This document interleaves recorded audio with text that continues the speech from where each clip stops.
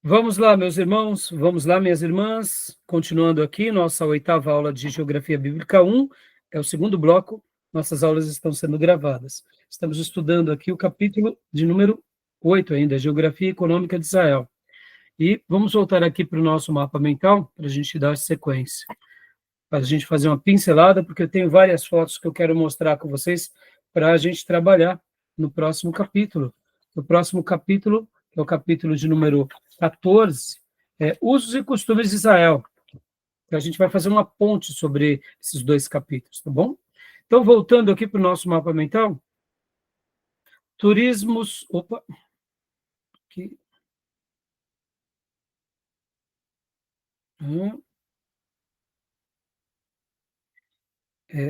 Aqui. Turismos... Aqui. Pesos e medidas, né, na Bíblia. A questão do turismo sempre foi muito... O pastor Enéas menciona alguma coisa no seu livro, mostrando sobre essa importância, né, até hoje, que se tem com relação a Israel. Ele mesmo, né, faz o seu livro baseado em muitas viagens que ele acabou indo, né? Israel sempre foi um lugar muito turístico, principalmente no Antigo Testamento por causa do templo. Podem ver que as outras nações iam lá, porque era considerado como o lugar onde realmente era a casa de Deus, e isso era muito valorizado, não só pelos judeus, mas por outros povos, né?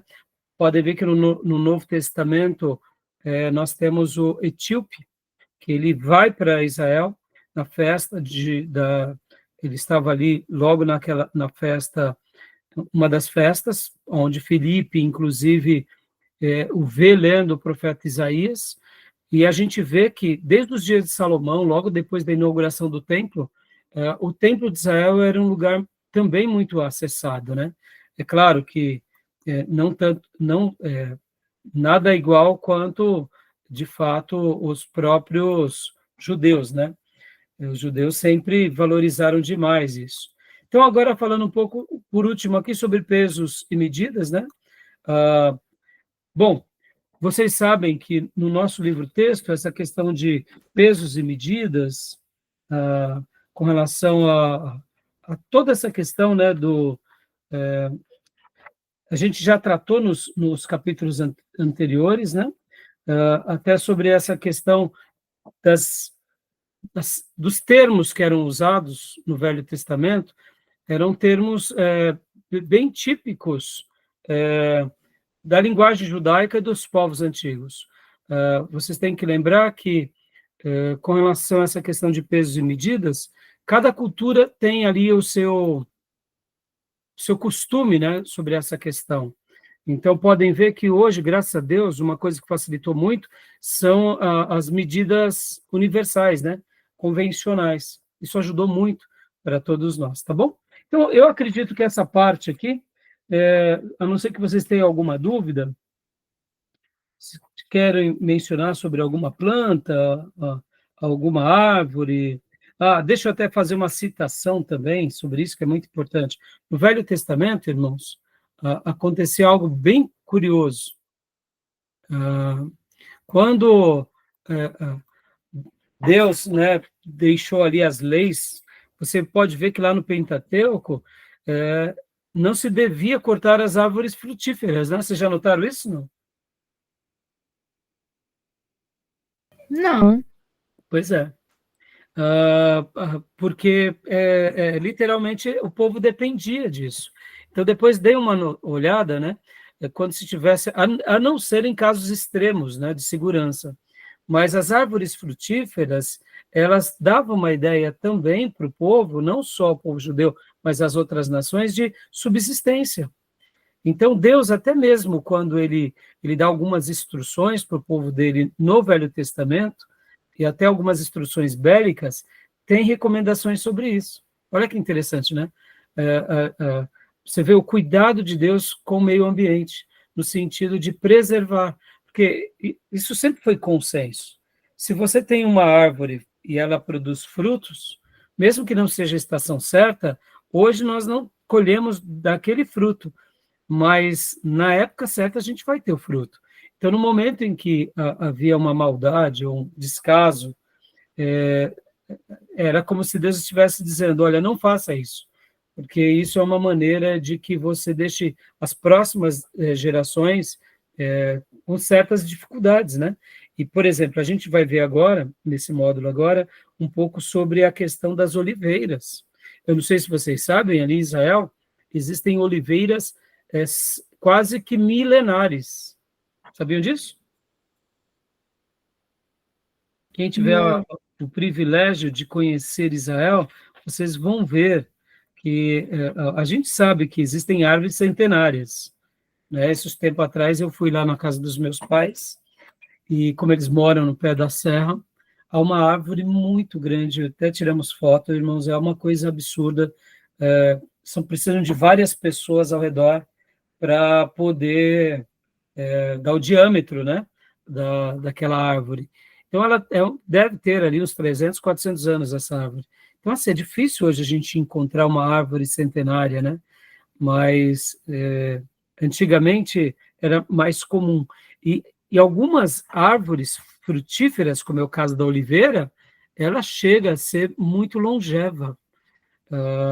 As videiras, elas chegam a algumas décadas, mas a tamareira, ela chega também a várias gerações, né? O pé de tâmara, né? Ela é centenária também.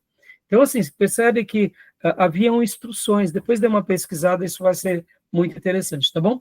E agora a gente vai para o último capítulo, que é o capítulo 14, que é usos e costumes. E aqui a gente vai mais uma vez para o mapa mental.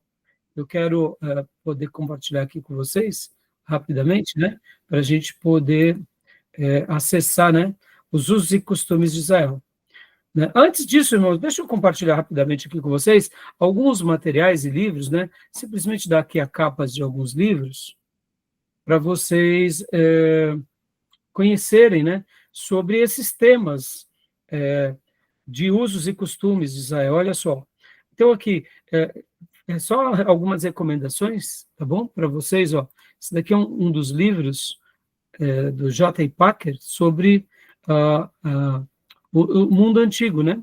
Ó, mundo antigo, o mundo do Antigo Testamento. Ó. A Palestina nos tempos de Jesus, certas práticas que eles tinham. Ásia Menor nos tempos de Paulo, Lucas e João. É da editora Paulus, mas é também uma outra obra muito interessante. Ó. Modelos sociais do Antigo Testamento, redescobrindo princípios de Deus para discipular as nações. Então, são livros, assim, que fica aqui algumas recomendações, né? O mundo do Antigo Testamento e vida cotidiana também nos tempos bíblicos. É muito legal esses livros, irmãos, porque eles vão dar para nós, assim, uma visão panorâmica bem legal sobre como que o povo de Deus vivia naqueles dias, tá bom? Como vocês sabem, é uma aula de geografia, e na aula de geografia a gente também trata da economia, da sociologia, das práticas. E agora, esse capítulo ele é muito legal. E a gente vai fazer aqui um pano de fundo, né, sobre tudo o que o pastor Enéas ensina nele para nós, tá bom? Pode perguntar, Beatriz. Só um comentário que eu queria fazer ainda do capítulo 13, dessa parte das medidas, né? Quando tá falando, por exemplo, construção da arca, construção do templo, tem versões que facilita melhor de a gente entender, né?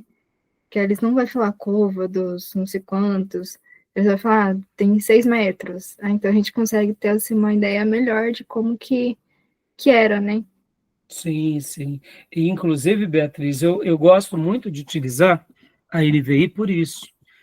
É claro que, inclusive agora, viu, irmãos, está um debate bem curioso, isso até foi um sinal de alerta para mim, porque as novas edições da NVI, elas estão sendo bem questionadas, inclusive pelo professor Saião, pastor Saião, Luiz Saião.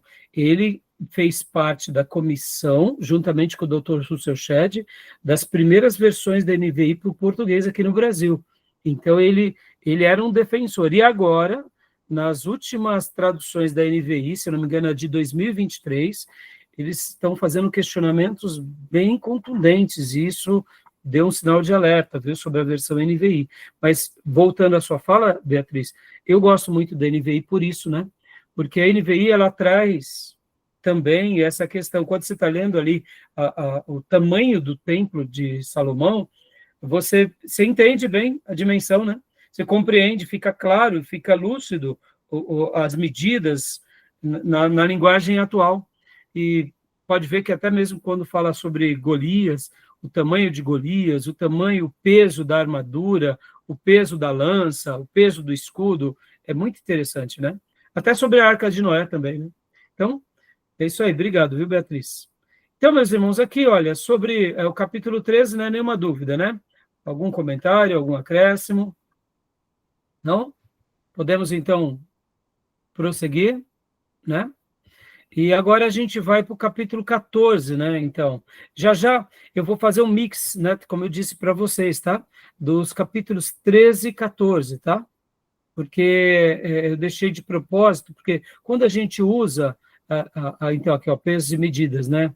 Onde a Beatriz tinha mencionado há pouco. Uma coisa interessante, irmãos, lembrando que também havia na antiguidade essa coisa, uma coisa era o peso romano, outra coisa era o peso judeu, então havia uma certa semelhança, mas tinha uma certa diferença também, porque você tem que lembrar que cada povo tem uma medição, né? Por exemplo, até hoje, né? Por exemplo, os orientais, eles não são muito altos, né? Principalmente ali dos tigres asiáticos. É comum, você pode ver que o coreano, Coreia do Norte, Coreia do Sul, chinês, japonês, é comum eles serem mais baixos, né? São poucos os japoneses e chineses altos. Então, você vê que a medida por japonês pode ser diferente por isso na antiguidade, né? Então, assim, então, beleza? Então, vamos agora para o capítulo 14, usos e costumes? Vamos lá? A vida, leia para nós, querido Diego, no nosso livro-texto aqui, do pastor Ernesto Nini, por gentileza, usos e costumes de Israel. Em seu livro clássico O Mundo do Antigo Testamento, o estudioso Eric Williams Reaton, 1920 a 1996, estudou a vida em Israel na velha dispensação sobre os seguintes tópicos. 2 pontos, dá uma pausa. Os livros que eu mencionei há pouco, irmão, são apenas alguns.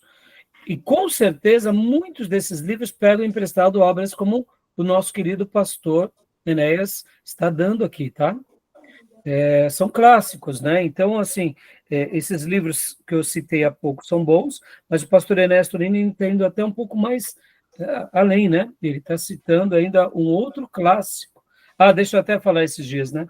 Você vê, irmãos, eu estive durante tantos anos com o pastor Ernesto Nini, e aí eu peguei o meu livro aqui, de geografia, que eu estudei com ele nos dias dele, e eu não peguei a biografia do meu mestre.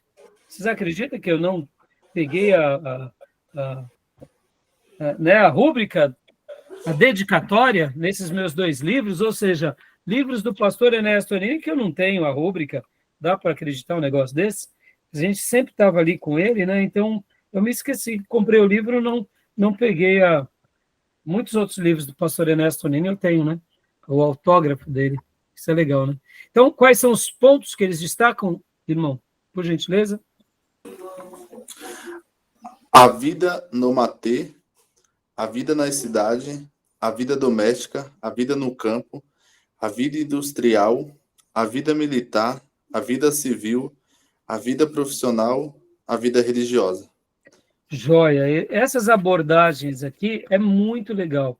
E eu queria, né, gastar um minuto aqui com vocês, mostrando, né, um pouco de cada uma dessas coisas. Né? E a gente vai hoje aqui nessa aula aqui trabalhar com um pouco mais de detalhe esse ponto. Por quê, irmãos? Você tem que lembrar, né, a vida nômade começou lá com os patriarcas, enquanto eles eram peregrinos. E eu até separei aqui para vocês, quero mostrar agora, olha só, um pouco de como eram, né, os nossos irmãos naqueles dias. Deixa eu pegar aqui para vocês algumas fotos que eu separei aqui.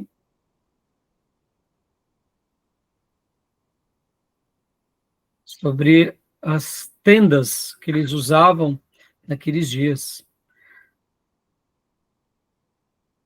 E não pensem em vocês, viu? Que o fato deles usarem tendas fazia deles um povo simplesmente paupérrimo, né? Porque muita gente pensa, morava em tenda, não tinha literalmente mais nada, né? Não, o fato de morar em tenda, sim, era uma dificuldade, claro, mas vocês têm que lembrar que a tenda para o povo antigo era algo comum.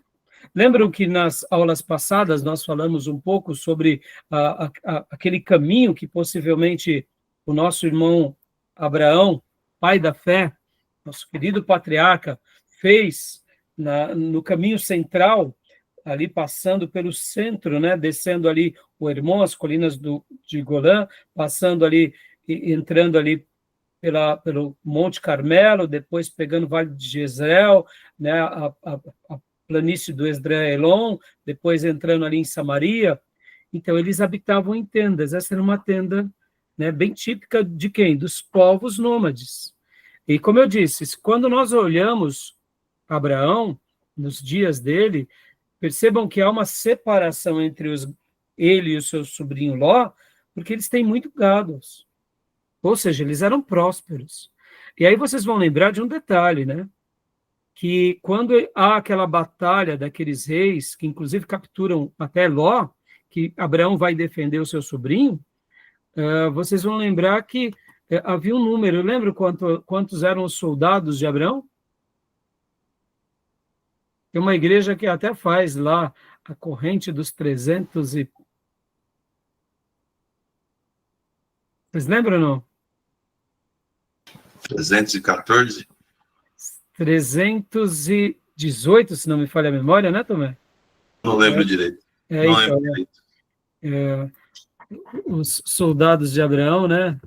Eu acho que, se não me engano, agora eram 318 ou 314. 318, exatamente, Gênesis 14. 318, né? 300 homens de guerra que foram à batalha e ali venceram os 5 reis, se não me falha a memória. E ali libertam Ló, mesmo depois que Ló já tinha seguido o seu caminho, e ali Abraão não pega nada de ninguém, e depois ele oferece o dízimo a quem, meus irmãos? A Melquisedeque, rei de Salém.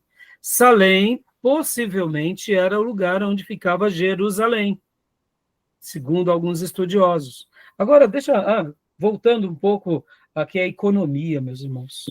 Vamos lá, a gente não comentou algo, né? Vocês vão lembrar de um episódio bem curioso. Por que Deus prosperou tanto o seu povo, meus irmãos? Isso é interessante, viu? Por que Deus nos prospera tanto, irmãos? Deus nos prospera tanto para que a gente continue propagando o reino dele na terra. E uma das coisas que a economia e a prosperidade do povo judeu sempre foi uma coisa muito contundente enquanto eles eram fiéis, porque o povo de Deus ia à casa de Deus e dava o quê? Os seus dízimos, lembram? E eles davam os seus dízimos em quê? Em espécie. Então lembram disso, irmãos? Até fazendo um pano de fundo rapidamente, né?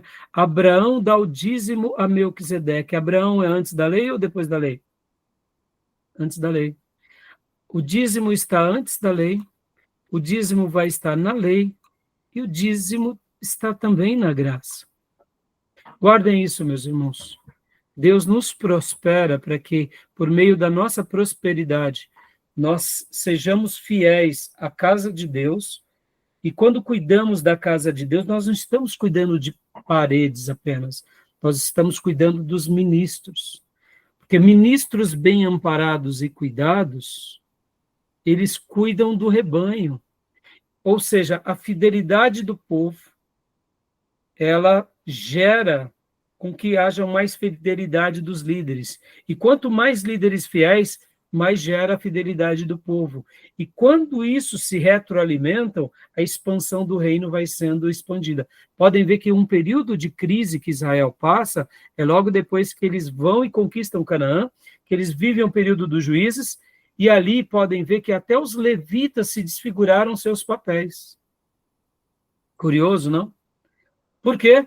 Porque ali o povo começou a cuidar das suas próprias coisas, os levitas também cuidando das suas próprias coisas, e quando eu cuido apenas do que é do meu interesse, eu já não cuido mais do que é do interesse de Deus. E quando eu desprezo os meus líderes, naturalmente, esses líderes agora também desprezados, começam a fazer outras coisas. E percebam, assim como há uma retroalimentação positiva, há uma retroalimentação negativa.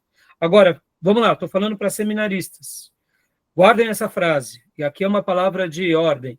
Tudo começa por nós, líderes e obreiros. Não é porque estamos diante de um povo infiel que a gente vai deixar de ser fiel. Não é porque a gente está diante de um povo relapso que a gente, como ministros e líderes, sejamos relapsos. Então, guardem isso, meus irmãos. Tudo começa com os líderes. E aqui fica uma lição de casa muito importante. Podem ver que nos dias de Eli, né, o sumo sacerdote ali em Siló, ele não cuidava bem da sua casa, Deus levanta quem? Samuel, um novo líder. E Deus reescreve uma linda história com esse menino, né, com Samuel. Percebam que Deus destitui um sacerdote da linhagem de Arão. E Deus levanta agora um menino e fala com ele face a face. Então, guardem isso no coração, meus irmãos, porque a gente vê que Samuel, ele mesmo sendo esse líder em que nenhuma palavra dele caía por terra, a gente vê que os filhos de Samuel não eram tão piedosos quanto Samuel. Interessante, não? E aí também o povo, por essa razão, quis um rei. E Samuel, revoltado, consulta a Deus e Deus diz, não deixem, porque eles não estão te abandonando, Samuel, estão me abandonando a mim. E ali começa, então, a história da monarquia. Percebam, irmãos, no período dos juízes, houve uma quebra de zelo por parte dos sacerdotes que viraram até peregrinos e que foram se vender a algumas pessoas nobres da sua cidade, ali criando seus próprios postes ídolos. Vocês vão se lembrar da história do levita. E a gente vê que o povo estava perdido. Mas guardem isso, irmãos, o fato de estar em tenda aqui, eles não eram pobres, né? Começando de Abraão. Abraão era próspero, Isaac foi próspero e Jacó foi próspero. E eles viviam em tendas, eles eram peregrinos. A casa de Deus também era uma casa de Deus em tenda. Então, ter tenda não significa ser pobre ou miserável, mas significava uma linguagem que Deus estava ensinando quem? Os patriarcas e agora essa nova geração que desce para o Egito. Porque eles vão habitar na terra de Gozém e lá no Egito eles vão ser protegidos por Deus até o retorno a Canaã. E voltando ao que eu dizia há pouco sobre o capítulo 13, sobre os dízimos. Irmãos, guardem isso. A nossa prosperidade não é para que a gente crie castelos nas nuvens. A nossa prosperidade é para que a gente continue investindo no reino e continue cuidando da igreja e dos ministros para que o evangelho continue sendo, né, proclamado, obreiros continuem sendo edificados. E por isso que Paulo vai falar, né, que o obreiro ele é digno do seu salário. E aquele que cuida do rebanho e ensina merece até honorários dobrados. Por quê? Porque Paulo sabia quanto era nobre, né, essa função do pastor que cuida e que ensina. Então, guardem isso, meus irmãos. Quando a gente pega, muitas vezes, as pessoas dizendo que o dinheiro do dízimo é para comprar a cesta básica, não, meus irmãos, o contexto é outro. O contexto o dízimo era para ser entregue ao templo, porque quem vivia do templo eram os levitas. Ou seja, era uma maneira de cuidar dos levitas. É óbvio que esses levitas, agora bem cuidados, bem amparados, e esses sacerdotes bem amparados, bem cuidados, tinham mantimentos até para ajudar, inclusive, com os mais pobres. Mas essa questão da ajuda do pobre não era uma coisa exclusiva do templo. Podem ver que Deus tinha criado leis, inclusive aos agricultores, para que, por meio da colheita, quando eles passavam e faziam as suas primeiras colheitas, os pobres entravam nas plantações para pegar ali o que os agricultores não pegaram ali fazendo a sua colheita. Lembra da história de Ruth? Então, percebam que essa lei da distribuição entre o necessitado não era uma coisa exclusiva dos sacerdotes e levitas, era do povo de Deus. Todos deviam ter esse viés. Os sacerdotes, os levitas, mas os povos, os seus servos também. E principalmente aqueles que tinham mais condições, eles deveriam ser generosos. Começando com quem? Com o órfão e com a viúva. E depois com o pobre necessitado. Inclusive, o próprio imigrante peregrino, eles deviam ser muito bem cuidados, porque um dia o povo de Deus foi cuidado no Egito. Lembra daquele episódio de Ló, quando ele recebe aqueles 2 anjos, em que ali há o desejo, né, dos habitantes de Sodoma e Gomorra de pegarem aqueles 2 visitantes, porque haviam leis antigas que quando alguém recebia e protegia alguém na sua casa, você devia dar abrigo e proteção. Ali, quando Ló fala, peguem as minhas filhas, a impressão que dá é que Ló está tratando seus filhos com descaso, mas não era isso. É que havia esse termo entre o povo antigo, aonde, quando você não dava uma hospedagem, isso era a lei da hospedagem, e você não protegia os seus hóspedes, você tratava eles com desdém, entregava eles para os criminosos, você depois seria proibido de negociar com qualquer pessoa. Então, quando eu não dava uma hospedagem devida a um peregrino e o abandonava, aquela sociedade literalmente me tratava como um homem sem honra. E eu não conseguia mais negociar. Se eu era próspero, então eu vinha à falência. Então, por isso que Ló tem aquela atitude, né? Porque ele sabia que a vida dele e a própria família dele dependiam disso. Então, cuidar dos hóspedes era a maneira de dizer o seguinte: eu vou lutar por esses hóspedes, porque isso fazia parte da cultura antiga, né? E eu sei que é muito forte naquela citação no texto, mas ali a gente entende que, de fato, aqueles homens, eles eram muito cruéis, né? E aqui, voltando à tenda, né? Mais uma tenda, até um pouco mais moderna, ainda de povos, né? Que vivem em tendas aqui na região desértica, né? Olha só, irmãos. Então, não pensem vocês, porque eram tendas que eles eram pobres, ou são, né? Existem povos que até hoje vivem em tenda e têm muita riqueza, né? Tá bom? Então, vamos voltar aqui para o livro aqui. Tudo bem? Mais alguma pergunta, meus irmãos? Alguma dúvida? Então, Diego, leia para nós aqui. Pode falar, Beatriz. Não, nenhuma dúvida, falei. Hã? Não tem nenhuma dúvida, né? Tá bom. Então, leia para nós, então, Beatriz, a abordagem desses... A gente vai passar agora, né, passamos um pouco sobre a vida nômade, a vida nas cidades, vida doméstica, e a gente vai passar de novo por esse ponto aqui, esses pontos, e já, por isso que eu disse que a gente vai fazer um compartilhar com o capítulo anterior, que eu quero mostrar algumas coisas com vocês. Aqui, pode ler para nós. A abordagem desse livro. Leia para nós, Beatriz, a partir desse parágrafo, por gentileza. A abordagem desse livro é das mais importantes e valiosas, apesar de ser um livro volumoso. A Palestina e seu hóspede, de Emma Williams Gill, é outro livro que auxilia sobremaneira o estudante da Bíblia. Em Panorama do Mundo Bíblico, Antônio Neves de Mesquita trata com muita precisão da vida cotidiana do Israel antigo. Em uma obra geral como esta, não poderíamos nos alongar em considerações pormenorizadas sobre os costumes de Israel no passado. Em rápidas pinceladas, estudaremos alguns tópicos que nos ajudarão a entender o judeu antigo e, desse modo, interpretarmos a Bíblia com mais precisão. Joia. Irmãos, agora aqui, olha só, como essa matéria é importante. Quem aqui já sofreu porque foi à igreja e ali você foi, de repente, talvez mal compreendido, porque você estava, as irmãs de calça tinham cortado o cabelo, ou o irmão não estava de social, e já passou por algo assim? Ou você conhece alguém que já passou por isso? questões de usos e costumes, não é? Percebam que essa matéria, se os irmãos dessas igrejas mais simples fossem criteriosos de estudar um pouco, como o pastor Enéas Tonini recomenda aqui, assuntos mais pormenorizados, ou seja, trabalhar ali nos detalhes, mas nem bastaria se os irmãos fossem um pouco mais criteriosos, de saber, por exemplo, de se fazer uma pergunta.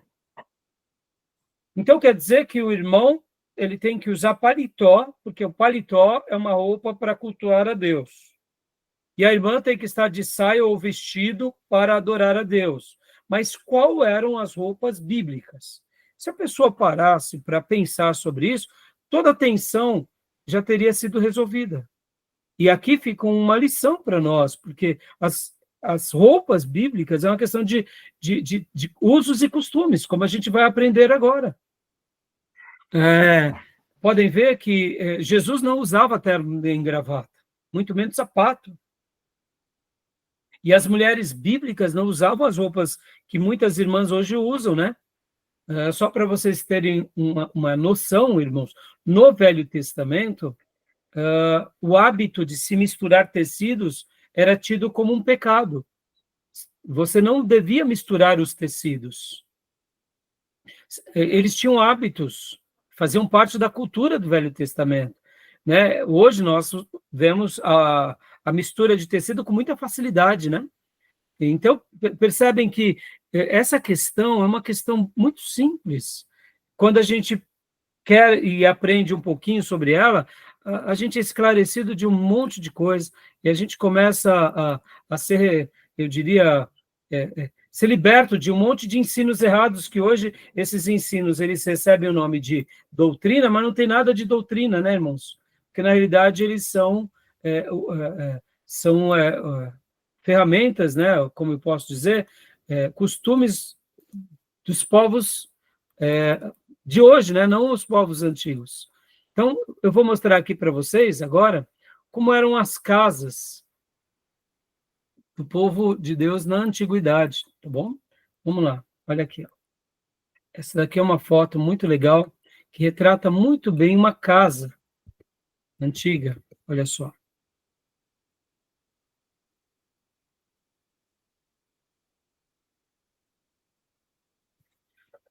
A casa geralmente era assim, né? Lembrando que durante muitos anos o povo de Deus habitou em tendas.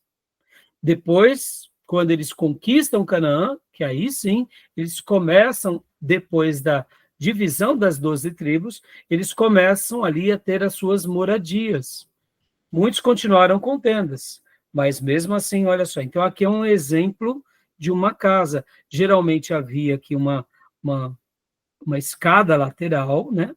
Havia aqui algum tipo de forno, alguma área para se fazer algo, a porta, os animais sempre próximos, algumas árvores frutíferas. Aqui um telhado, eu não sei se vocês conseguem ver, mas eu vou tentar aumentar essa imagem. Aqui, ó, vocês conseguem ver que são madeiras nessa foto? Né? São madeiras, essas partes aqui. Então, é como se fossem madeiras. E aqui esses tetos, geralmente, eram tetos feitos de madeira, colocados também palhas sobre eles, e aqui em cima era chamado o eirado, onde o que eles faziam aqui? Eles trabalhavam, eles colocavam geralmente as plantas, as hortaliças para secar, e assim eles iam preparando, aqui era um lugar de trabalho, onde eles faziam as suas atividades. Vocês lembram daquele episódio em que Jesus está pregando numa casa e eles destelham o telhado? Sim.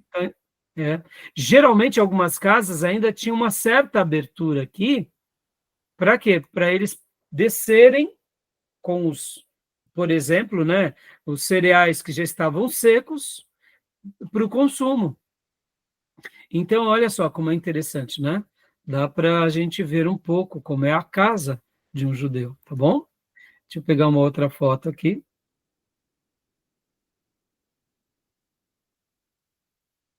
Aqui seria uma divisão interna de como que seria essa casa. Ó. Olha que legal. Vocês vão lembrar uma coisa, irmãos. Em alguns lugares, Israel quase não chove, não é isso? Em outros lugares, chove mais, né? Então, e tem alguns lugares que é mais frio, principalmente a norte. Então, alguns animais, olha só como que era aqui, olhar dessa casa. Alguns animais, muitas vezes, eram colocados até dentro de casa. E talvez você fale assim, pastor, mas, pelo amor de Deus, por quê? Porque o lugar era muito frio, dependendo da região. Então, os animais, além de serem protegidos, com a temperatura corporal deles também, eles esquentavam o ambiente. Então, olha só que interessante, né? As paredes eram de tijolos de barro cobertos com barro e palha. Aqui é uma vista, né? Havia um pátio, havia uma despensa, né? Uma certa cozinha. Dá para ver aqui, ó, aqui são galinhas. Literalmente, né? Uma casa... eu sei que é estranho para muitos de nós, mas era assim. Aqui, ó, o andar superior, espaço de convivência, geralmente era aqui onde ficava a família, né? Nesse espaço mais superior. Algumas vezes se trabalhavam aqui de baixo, dependendo da família, não tinha essa parte superior em 2 pavimentos, né? Aqui, ó, o telhado coberto de palha, e também, ó, lembra, ó, mais uma escada aqui, e ripas de madeira no telhado. Então, geralmente, aqui essa parte era o eirado. Tá bom? Legal, né? Aqui é uma foto, mais ou menos, de uma outra reconstrução, né? Um pouco mais, eu diria, até moderna, né? Essa foto, pode ver aqui, mostrando a escada, mostrando as dificuldades. Algumas casas, irmãos, eles tinham literalmente as suas reservas. Lembra de Canaã da Galileia, que tinham talhas, que eram para as purificações, né? Ali no caso daquela casa, você já vê que eles já eram um pouco mais prósperos, né? Eles tinham talhas que eram usadas para as lavagens cerimoniais, né? Tá bom? Tudo bem até aí? Então, aqui é o interior de uma das casas, ó. Uma foto um pouco mais simples e rústica. Podem ver que nos filmes bíblicos lembra bastante isso, né? Tá bom, meus irmãos? Tudo bem até aí? Alguma pergunta, alguma dúvida? Né? Tranquilo. Então vamos lá agora, né? E agora, irmãos, com relação a essa questão da casa, né? Eles eram, pode ver o pastor Enéas Tonini aqui no seu livro, ele vai mostrar um pouco até como geralmente essa casa era construída, né? Olha só. A questão dos móveis, não tem aí no livro de vocês o desenho. No meu livro antigo, ele tem aqui, por exemplo, ele só... opa, deixa eu só pôr aqui. Ele não coloca aí, mas aqui, ó. Geralmente, na casa judaica, no meu livro antigo tem isso, né? O que acontece? Eles tinham um hábito, né? Vou até ler aqui para vocês. Onde está? Deixa eu fazer a correspondência aqui com o livro de vocês. Onde está?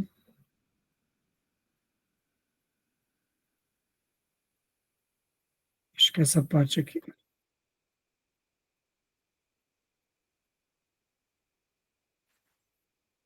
Aqui. Vou ler no meu livro antigo. Ó, lançando o fundamento, erguia-se as paredes, geralmente com pedra em formato de tijolo.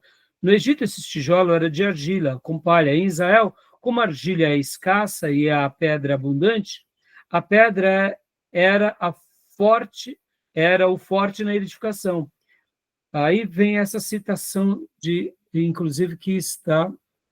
Onde está a citação? É que nessa nova edição aqui, eles não colocaram essa citação. Então, vou ler aqui para vocês. Aqui. Referindo-se ao tamanho da casa, Ayrton diz: as grandes famílias, em muitos casos, viviam, trabalhavam, comiam e dormiam em um único quarto, o qual também era habitado durante uma boa parte do ano, por uma ou duas ovelhas. As casas pobres, as mais numerosas, eram agrupadas e germinadas, às vezes, como a de Raabe, né, como está lá em Josué 2,15.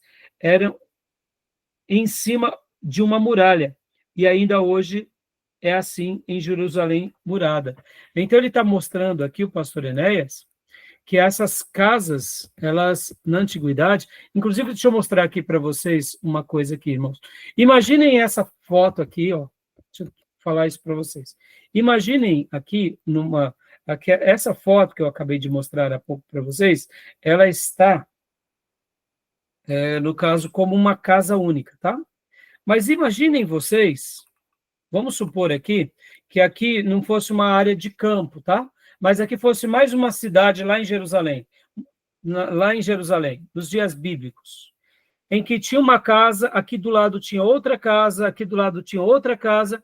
Então, o que acontecia nas histórias antigas? Uma casa estava do lado da outra casa, e é separado, mas elas se interligavam pelo eirado. Então, geralmente, quando a gente vê, por exemplo, como a gente vê na passagem bíblica lá, onde houve a ceia de Jesus, o cenáculo, né, no caso, muitas vezes esses lugares aqui, em algumas casas, se tornavam no cenáculo. Então, as reuniões antigas dos nossos irmãos, como que eles faziam?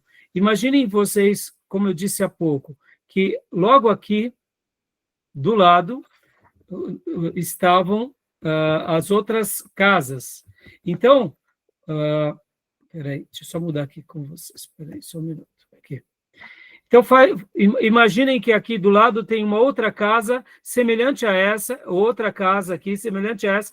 Então, haviam passagens. E eram nessa superfície que se também faziam os cultos. Então, é interessante, né?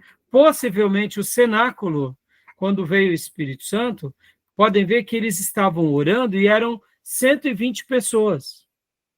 Depois de todo o cristianismo tendo se expandido, o cristianismo tendo se tornado a religião oficial do Império Romano, eles constroem, no possível lugar onde veio o Espírito Santo, eles constroem uma igreja.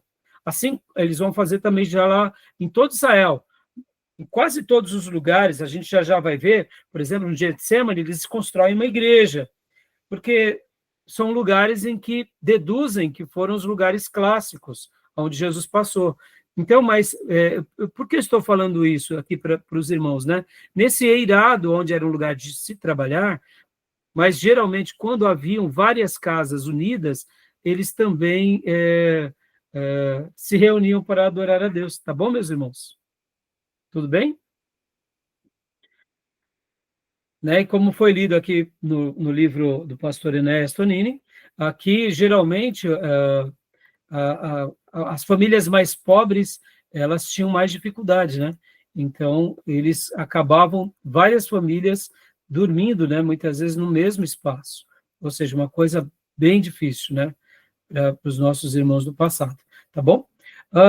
Falar um pouco aqui sobre, olha, aqui os móveis e utensílios, né? Os móveis e utensílios hebreus é bem interessante também. Tinham camas, né? Mesas, os pratos, né? Vamos lá. Os assentos, alguns tinham talheres, né? Como eu mencionei para vocês, mas mesmo assim, nem todos tinham. Leem para nós aqui, irmã Elisângela, essa parte dos talheres, por gentileza.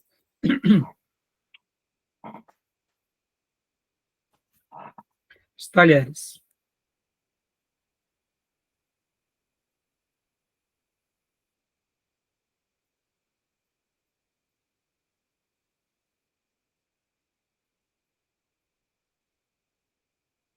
Irmã? Está com o áudio bloqueado. Desculpa. Pronto, foi nada. Garfo, faca e colher. Como as que usamos hoje, não havia. No centro da mesa ficava o prato com o alimento e cada um molhava nele o pão. Jó 13, 26. Ou tirava a parte de alimento. Com uma faca grande, cortava-se o pedaço de carne, quebrava-se o pão, tomava-se o peixe e com a mão levava-se à boca. Né? Então, só para vocês, né, é claro, existiam coisas bem parecidas com as nossas, sim, mas ainda tinham as suas questões diferentes, né? A questão da mesa, por exemplo, aqui, olha como que era a mesa. Deixa eu mostrar essa foto aqui para vocês, ela é bem interessante, olha que legal. A mesa. Lembra que eu comentei que ela lembra muito, ó, tá vendo? É uma mesa de centro, ó. E aqui, possivelmente, meus irmãos, a Páscoa que Jesus fez deve ter sido numa casa grande, aonde aquela parte superior era bem espaçosa, bem arrumada, diferente daquela ilha mais simples que eu mostrei. E aí Jesus fez a ceia com os seus apóstolos na casa de algum discípulo dele, que era bem próspero. E, ó, podem ver que a mesa da ceia aqui, ela tem um formato de U. E podem ver que eles sentam geralmente com os pés para trás e mais inclinados na frente, ó, podem ver.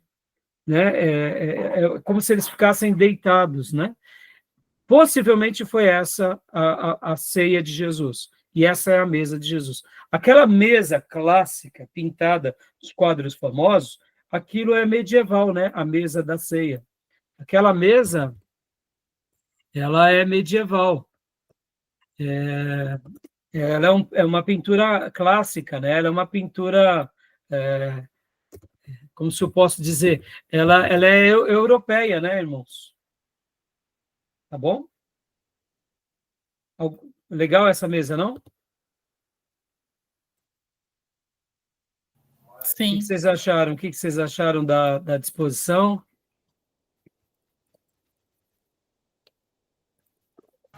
Eu achei legal a parte que eles estavam falando da questão das roupas, que lá na série do The Chosen eles mostram um pouquinho disso, que aqueles que estavam com roupa de 2 tecidos estavam imitando os gregos. E aí os judeus não gostavam, né? Sim, sim. Mas eu não entendi direito como que é o negócio. Explica de novo. Aquela parte que estava falando das roupas, que não podia usar vários tecidos, na série do The Chosen mostra que os judeus que colocavam 2 tecidos é como se eles estivessem imitando os gregos, né? Os romanos. E aí os judeus não gostavam. Eles mencionam isso na série? Menciono. Tá, legal. Eu não cheguei a ver. Então, confesso que eu não cheguei a ver. Mas então, na realidade, os judeus, eles não usavam os 2 tecidos, porque isso para eles é como se fosse literalmente um pecado mesmo, né? Como se fosse um pecado. Então, eles não usavam. Pastor, vou dar outro exemplo para vocês, irmãos. Quando a Bíblia fala que você não deverás cozinhar o carneiro no leite da sua mãe. Em outras palavras, era mais ou menos o seguinte: você não pode fazer, o pastor até Ribeiro, em certa ocasião, disse isso. A gente gosta de estrogonofe ou não? Mas na ideia, né, da lei, não era para se fazer estrogonofe. Você não deve cozinhar carne com o leite da mãe. Eram costumes antigos, né? Então, você vê, a questão das roupas, né? Para o Velho Testamento, não se mistura as roupas. Para vocês verem como o Velho Testamento, ele tinha um propósito, Deus estava ensinando o seu povo com as leis, mas Jesus é o cumprimento da lei, né? Então, a questão agora, só entrei nesse assunto que a irmã lembrou. Agora, deixa eu só mostrar essa outra foto aqui para vocês, ó. Aqui, ó, o quadro, né? Esse quadro aqui da última ceia, né? Famosíssimo. Podem ver que a mesa aqui é suspensa E é claro, isso é uma pintura, mas em outras pinturas, Jesus está segurando até uma broa, né? Uma broa, um pão italiano bem bonito. Então, podem ver que aqui Jesus, os apóstolos são todos branquinhos, né? A mesa é alta, essa mesa alta é mais europeia, não é a mesa judaica, e o pão da ceia é um pão asmo, não é uma broa. Então, você vê como... Aqui é um clássico, tudo bem, é uma figura, mas não representa muito bem a real mesa, né? Outra cena aqui, essa foto também mostra como que era a mesa e a disposição da mesa. Aqui já é não sei se era uma mesa em U, mas eles ficavam ao redor da mesa, né? Essa outra foto também, mais uma vez, lembrando aquela passagem, quando Jesus foi lavado, foi recebido na casa de Simão, né? E até que é questionado, em que uma mulher lava os seus pés e o unge. Essa cena é muito linda. Então, aqui representa muito bem como eram a mesa, né? Opa, que a gente já chega lá. Tá bom, meus irmãos? Legal? Né? Deixa eu ver aqui onde estamos. Fechou aqui. Então, beleza? Bom, que mais sobre a casa? A questão do vestuário, né, irmãos? Só fazer uma menção rápida aqui sobre o vestuário. O que mudava no vestuário masculino e no vestuário feminino dos judeus? O que vocês acham que mudava?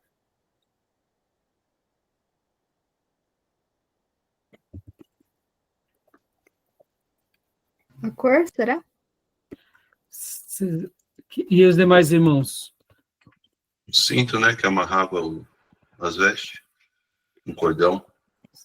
Só isso? Só o cinto e a cor? Também.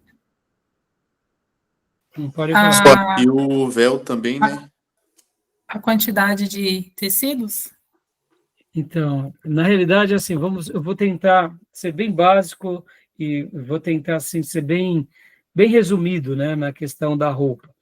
De uma forma geral, para as pessoas comuns na antiguidade, o que mudava era muito pouco mesmo, era literalmente a cor. Era a cor. Agora, vamos lá, mais uma pergunta. Já que era a cor, de uma forma, o povo comum era a mesma roupa, a mesma peça, mas tinha distinção da cor. Cores claras para um gênero e cores escuras para outro gênero. Quem usava cores claras? O que vocês acham?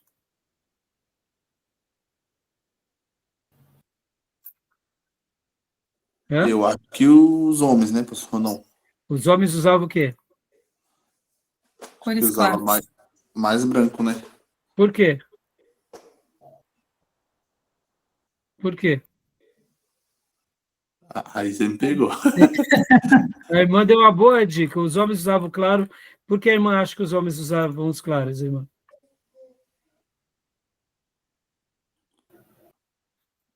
Eu não sei, pastor, também. Foi chute, então? Foi, chutou bem, hein? Chutou bem. Na realidade, irmãos, o que acontece?